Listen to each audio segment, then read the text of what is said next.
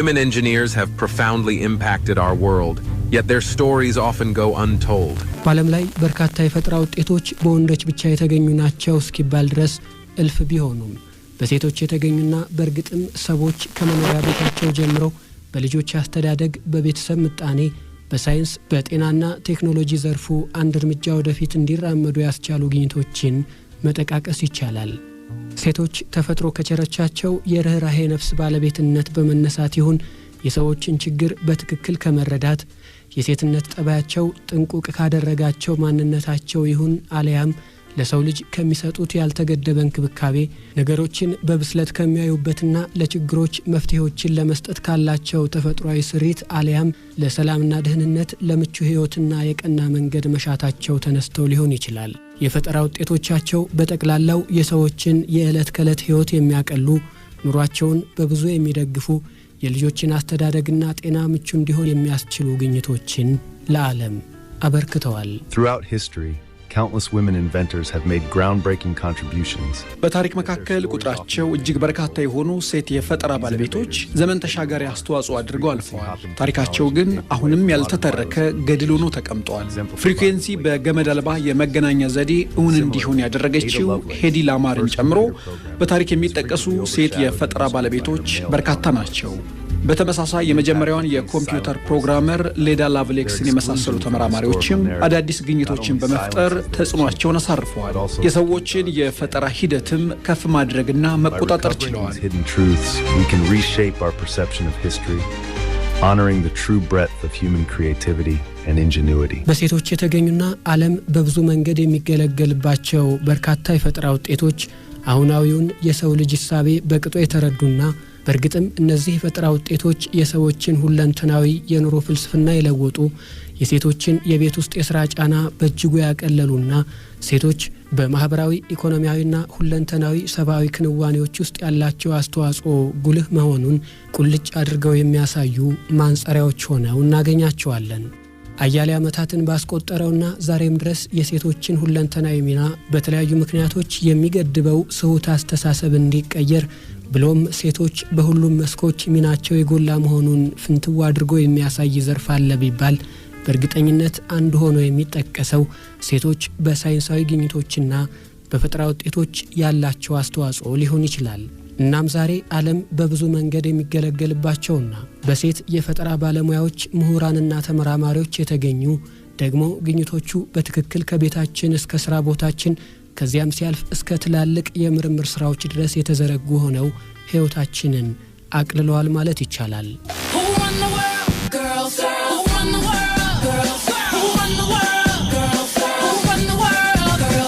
ዓለም በብዙ መንገድ ተቀይራለች ይባላል። ይህ ሁለንተናዊ ነው የሚባለው የዓለም ለውጥ እውን እንዲሆን ደግሞ በርካቶች ይልቁንም ሴቶች የራሳቸውን አሻራ አሳርፈው አልፈዋል። እነዚህ በሴቶች የተቀመጡ ዘመን ተሻጋሪ አሻራዎች ደግሞ በፈጠራ ውጤቶችም የሚነሱ ናቸው። ከዚህ ባሻገር ግን በዘመን መለዋወጥ በሚመጣ የአኗኗር ስርዓትና ዕለት ዕለት በሚለዋወጠው የኑሮ ሂደት ውስጥ ሁነኛ መፍትሄ ለማበጀትና ኑሮን ለማቅለል አሊያም ደግሞ በሰው ልጅ የዕለት ከዕለት እንቅስቃሴ ውስጥ ለሚኖር ሳንካ እልባት ለመስጠት ግኝቶች እውን ይሆናሉ። በሴቶች የተገኙ የፈጠራ ውጤቶችም ይህንንና ሌሎች ችግሮችን መሰረት ያደረጉና በሰዎች ጠቅላላ የኑሮ ሂደት ላይ ጉልህና አስደናቂ ለውጥ ያመጡ ናቸው ማለት ይቻላል።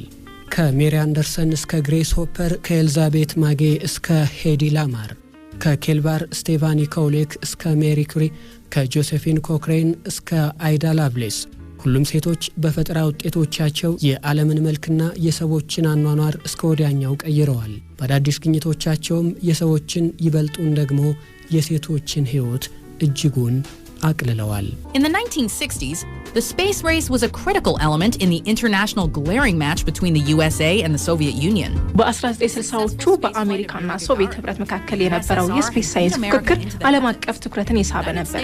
ምጡቋ የኮምፒውተር ባለሙያ ካትሪን ጆንሰን አስደናቂ የነበረውን የህዋ ምርምርና የሜርኩሪ የጨረቃ ጉዞ ከፍሪደም 7 በረራዎች ጋር በመሆን ከአለን ሸፈርድና ጆን ግላን ጋር መርታለች።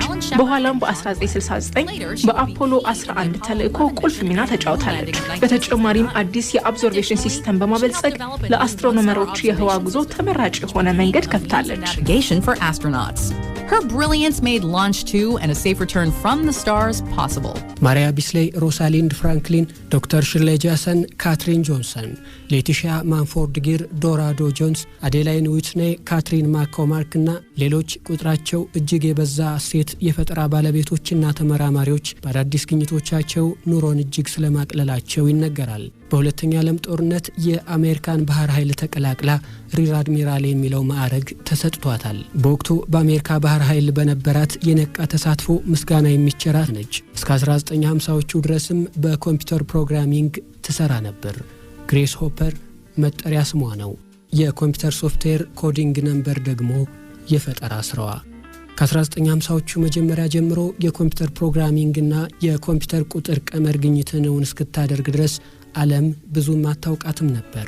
የተለያዩ የኮምፒውተር ትዕዛዞችን ወደ ኮድ የሚቀይረውንና የሚያነበውን ደግሞም አሁን ላይ ኮምፒውተሮቻችን የሚሰሩበትን ፕሮግራሚንግ በመቅረጽና ለመጀመሪያ ጊዜ እውን በማድረግ የምትጠቀስ ናት። በዚህ የፈጠራ ውጤቷም ዓለም የኮምፒውተር ተግባርን ቀላልና ከተገመተው በላይ ፈጣን ያደረገች ፈጣሪ ሴት ስትል ትጠራታለች።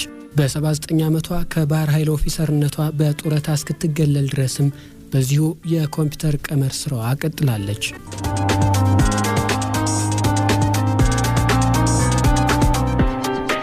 የዓለምን የመገናኛ ዘዴዎች ልምምድ እስከ ወዲያኛው ከቀየሩና የሰዎችን የመገናኘት ፍላጎት እጅግ ቀላል ካደረጉ ግኝቶች መካከል የስልክ ግኝት ቀዳሚውን ስፍራ ይዛል። ይህ የቴክኖሎጂ ውጤት ታዲያ በየጊዜው የተለያዩ ማሻሻያዎችና የቴክኖሎጂ ማዘመኛዎች እየተደረጉለት አሁን የደረሰበት የዲጂታል ዘመን ላይ ደርሷል። ከነዚህ ማሻሻያዎች መካከል አንዱ የሆነውን እውን ያደረገችው ደግሞ አሜሪካዊቷ ዶክተር ሽርሌይ ጃክሰን ናት። አሜሪካዊቷን የቴዎሬቲካል ፊዚስት ይሏታል።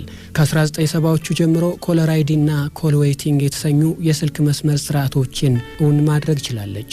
አሁን ላይ በእጅ ስልኮቻችን የምንጠቀምባቸው የስልክ ጥሪ ማስተካከያዎችና ቁልፎች ባልነበሩበት በዚያ ጊዜ ዶክተር ሽርሌይ ጃክሰን እነዚህን ማስተካከያዎች መፍጠር ችላለች። በፈጠራ ስራዋ የመጀመሪያዋ አፍሪካ አሜሪካዊት ሴት የምትባለው ይህች የፈጠራ ሰው ከማሳቹሴትስ የቴክኖሎጂ ኢንስቲትዩት የዶክትሬት ዲግሪ የጫነች ብቸኛ ሴት አፍሪካ አሜሪካዊት በመባል ዝናዋ የናኘ ነው። ከሁሉም በላይ ግን በፈጠራ ስራዋና ግኝቷም ባመጣው አዎንታዊ ለውጥ ትታወቃለች። Anyone who's ever driven in a rain or a snowstorm can attest to the dire importance of windshield wipers. በዝናብና በበረዶ ትነት ያሽከረከረ ማንኛውም ሹፌር የዝናብ መጥረጊያን ጥቅም ጠንቅቆ ያውቃል። የዚህ ፈጠራ ባለቤት ሜሪ አንደርሰን የመኪና መስታወት መጥረጊያን በ1903 እውን ካደረገች በኋላ እውቅና ተሰጥቷታል። ከአልባማ ወደ ኒውዮርክ በጉዞ ላይ ሳለች የሹፌሩን መቸገር አይታ ነበር ይህንን ጠቃሚ የፈጠራ ውጤት የፈጠረችው። As a solution, Anderson invented a swinging arm device with a rubber blade that was operated by the driver from within the vehicle using a lever. በትራንስፖርት ዘርፉ የሰውን ልጅ ድካም በእጅጉ ቀንሷል። የሰዎችን ከቦታ ቦታ የመንቀሳቀስ ፍላጎትም ቀላል አድርጓል የሚባለው የመኪና ግኝት ከምድራችን አስደናቂ ግኝቶችና የፈጠራ ውጤቶች መካከል አንዱ ነው። በቀደመው ዘመን ረጅም ርቀትን ለመጓዝና የተለያዩ ዕቃዎችን ከቦታ ቦታ ለማንቀሳቀስ የሚያገለግለው መኪና አሁን ላይ መሰረታዊ ከሚባሉ ንብረቶች መካከል ሊቆጠርም ጀምሯል። የተለያዩ ማሻሻያዎችም በየጊዜው ይደረግለታል። በአየር ንብረት መለዋወጥ አለያም በዝናብና ቀዝቃዛማ በሆነ የአየር ጸባይ መኪና ማሽከርከር አስቸጋሪ ይሆናል ከተባለ ሜሪ አንደርሰን ደግሞ ለዚህስ ሐሳብ አይግባው እኔ መፍትሄ አለኝ የምትለን የፈጠራ ባለሙያ ናት። ከመጠን በላይ በሆነ ዝናብ ምክንያት የሚፈጠርን የመስታወት ላይ ጉም አንዴ በፎጣ ሌላ ጊዜ በስፖንጅ አለፍ ሲልም በልብሶቻችን ጫፍ ጠራርገን እናውቅ ይሆናል። ኤር ኮንዲሽነር ወይም ኤሲ በአማርኛው የአየር ሁኔታ መቆጣጠሪያ የሚባለው የፈጠራ ውጤትና ዋይንድ ስክሪን ዋይፐር ወይም መስታወት መጥረጊያ በሜሪ አንደርሰን ግኝት እስኪበረከት ድረስ ጊዜው ዝናባማ ነበር። 1903 እንደ አውሮፓውያን አቆጣጠር ሜሪ አንደርሰን ወደ ኒውዮርክ ከተማ ለጉብኝት እየተጓዘች ሳለ አንዳች ነገር ትኩረቷን ይስበዋል። ሜሪ አንደርሰን አንድ ነገር በትክክል ተገንዝባለች። ምክንያቱም የተሳፈረችበት ተሽከርካሪና ሾፌሩ ረጅሙን መንገድ ሲጓዝ የመኪናውን መስኮት እንዲከፍት ሲገደድ ደጋግማ አይታ ነበርና ነው።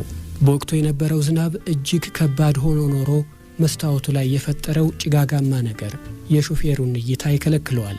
በመስታወቱ ላይ በተደጋጋሚ የሚያርፈው የበረዶትነትም የአሽከርካሪውን እይታ ሲከለክለው ትመለከታለች። እናም ሜሪ ይህንን ችግር አየችና አንዳች መፍትሄ ማፈላለግ እንዳለባት ወሰነች፣ አደረገችውም። የዛሬውን የመስታወት መጥረጊያና ኤር ኮንዲሽነር እውን አደረገች። እናም በጉዞ ወቅት በሚፈጠረው ጭጋግ መሰል የመስታወት ላይ እይታን ለማጽዳት አንድ መላ ዘየደች። እነርሱ ራበር ብላድ ይሉታል። እርሳስ መሰል ፕላስቲክን በለው ይሆን? አዎ እንደዛ መሆኑ ነው።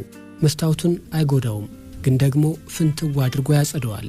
ይህ የሜሪ አንደርሰን የፈጠራ ውጤት የሹፌሮችን ስራ ያቀለለና የተጓዦችን ደህንነትም የጠበቀ ሆኖ በመገኘቱና ከዚያ ቀደም እንዲህ ያለ ግኝት ባለመኖሩ በ1903 እንደ አውሮፓውያን አቆጣጠር የፓተንት ሽልማት ወይም የባለቤትነት እውቅናን እንድትቸር አድርጓታል። አንደርሰን ምንም እንኳን የመኪና መስታወት መጥረጊያው ኋላ ላይ የተሽከርካሪዎች ስታንዳርድ ቢሆንም አንዳች ክፍያ እንዳልተቀበለችበት ነው የሚነገረው። ደግሞም ትንሽ አሰልቺ ሊሆን ይችላል። በዛ ላይ ጥድፊያው፣ የሥራ ጫናው፣ ልጆች ሲባል ሰዓት አይበቃም። የችግር ያማረራትና ዕለት ዕለት ቤተሰቡ የተመገበበትን መመገቢያ ማጠብ የታከታት ጆሴፊን ኮክሬን አንድ ነገር መፍጠርና ከዚህ ጫና በጥቂቱም ቢሆን መላቀቅ ፈለገች። ስለ ጉዳዩም በሚገባ አሰበች፣ አደረገችውም። የመጀመሪያውን ሳህን ማጠቢያ ማሽን እውን አደረገች። የግኝቷ የሴቶችን የቤት ውስጥ ውሎ ቀላል ያደረገና የሥራ ጫናቸውንም ያቀለለ ተደርጎ ይቆጠራል። መደበኛ ስራዋ የመዝናኛ ዘርፍ ነው። በዚህ የተነሳም በቤቷ የምታሳልፍበት ጊዜ ውስን ነው። ደግሞ እንድታግዛት የቀጠረቻት ሰራተኛዋ ወይም አጋዧ ዕቃዎችን በፍጥነት ካለማጠቧን በላይ ብዙዎችን እየሰበረችባት ተቸግራለች። በዚህም ኮክሬን እጅግ ተማራለች። የአልኮሆል መጠጥ የሚያዘወትረው ባለቤቷም ቢሆን ብዙ የሚያግዛት አልሆነም። እናም ብቸኛ መዳኛዋ ቢያንስ የቤቱን ስራ የሚያቀልላትን ማሽን መፍጠር ነበር። ፈጠራዋ የመጀመሪያው አውቶማቲክ ሳህን ማጠቢያ ማሽን ሲሆን ከፍተኛ ግፊት ወይም ፕሬዠር ያለውን ውሃ በመጠቀምና ውሃውን በማፍላት ያለምንም የእጅ ንክኪ የመመገቢያ ዕቃዎችን ፍንትው ጽድት ያደርጋቸዋል። ጆሴፊን ኮክሬን በ1886 እንደ አውሮፓውያን አቆጣጠር የባለቤትነት መብቷን በማረጋገጥ የራሷን የማምረቻ ፋብሪካ ለመክፈትም በቅታለች። የዕለቱን የቤት ውስጥ ችግሬን ያቀልልኛል በማለት የፈጠረችው የሳህኖች ማጠቢያ ማሽን የምንጊዜም ምርጥ የፈጠራ ውጤት ሆኖላት በዓለም ታዋቂ እንድትሆን አድርጓታል። Home security systems were invented by Marie Van Britten Brown in the 1960s.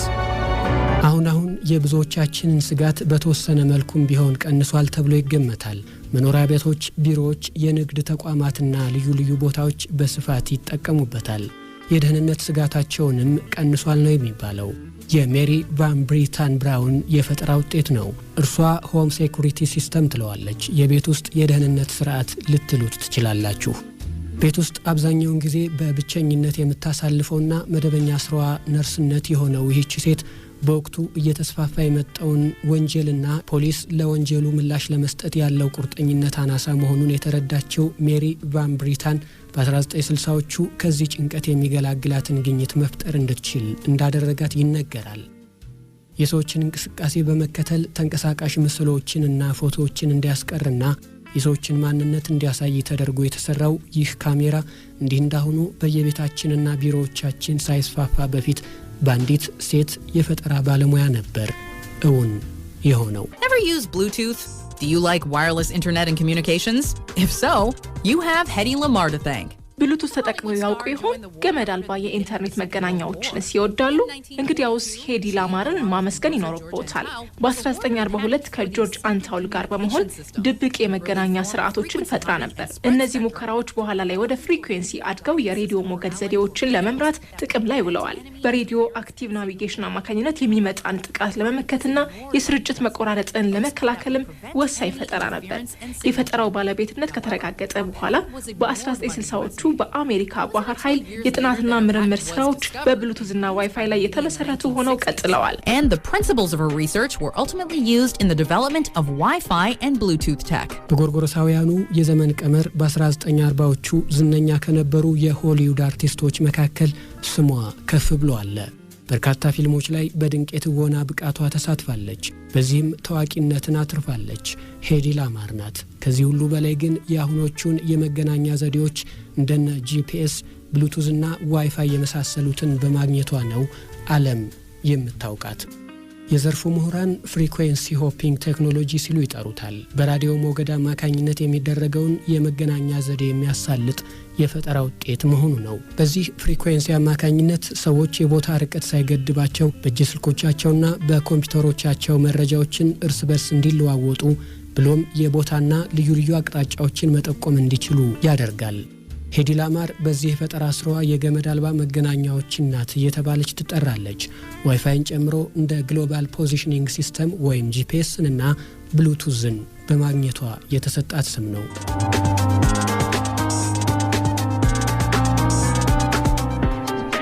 The first woman to win a Nobel Prize, Marie Curie is one of the most influential scientists of all time. በስራቸው እውቅናንና ዝናን ካተረፉ ሴት የፈጠራ ባለቤቶች መካከል ምናልባትም ቀዳሚዋ ተጠቃሽ ሳትሆን አትቀርም። የኖቤል ሽልማት ተሸላሚ ሳይንቲስት ናት። በ19ኛው መቶ ክፍለ ዘመን ስማቸው በዓለም ከናኘ ዝናቸውም እጅግ ከጎላ ሴት የፈጠራ ባለቤቶች መካከል ናት ይባላል። የራዲዮ አክቲቭ ቴክኖሎጂን እውን በማድረጓ የቴክኖሎጂን የከፍታ ዘመን ያስጀመረች ሴት ይሏታል። ሆላንዳዊቷ ሜሪ ኩሪ ናት። ይህች ሴት በ44 ዓመት ዕድሜዋ ነበር ራዲዮ አክቲቭ የተሰኘውን ግኝት እውን ማድረግ የቻለችው። እንደ አውሮፓውያን አቆጣጠር በ1898 የፈጠረችው የራዲዮ አክቲቭ ቴክኖሎጂ በስፔስ ሳይንስ ዘርፉና በራዲዮ ሞገድ ሁነኛ ለውጥ ያመጣ ግኝት ሲሆን በአንደኛ ዓለም ጦርነት የፈጠረችውና በሕክምናው ዘርፍ ዛሬም ድረስ ጉልህ ሚና እየተጫወተ ያለው የኤክስሬ ወይም ራጅ ማሽንም የዚህች ሴት ግኝት ነው። የወሊድ መቆጣጠሪያ የፈጠረችው ካትሪን ማኮርሚክ፣ የጥይት መከላከያን ወይም ቡሌት ፕሩፍ ፋይበርን እውን ያደረገችው ስቴፋኒ ክሎይክ፣ የልብ ምትንና የደም ዝውውርን ለማከም የሚረዳውን የካርዲዮቫስኩላር ሲስተም የፈጠረችው ሩት ዌክስለር፣ የማሞቂያ ማሽንን የሰራችው አሊስ ፓርከር፣ የካንሰር ህመምን ለማከም ጥቅም ላይ የሚውለውን ኬሞቴራፒ እውን ያደረገችው ጃን ኩክ፣ የኤሌክትሪክ ውሃ ማሞቂያን የፈጠረችው አይዳ ፎርብስ፣ ማቀዝቀዣ ፍሪጅን ያገኘችው ፍሎረንስ ፓርፓርትና ሌሎችም በሕክምና በሳይንስና ቴክኖሎጂ በህዋ ምርምር በማህበራዊና የቤት ውስጥ የህይወት እንቅስቃሴ አዎንታዊ ለውጥ ማምጣት የቻሉ ግኝቶችን የፈጠሩ ሴቶች እጅግ በጣም በርካቶች ናቸው።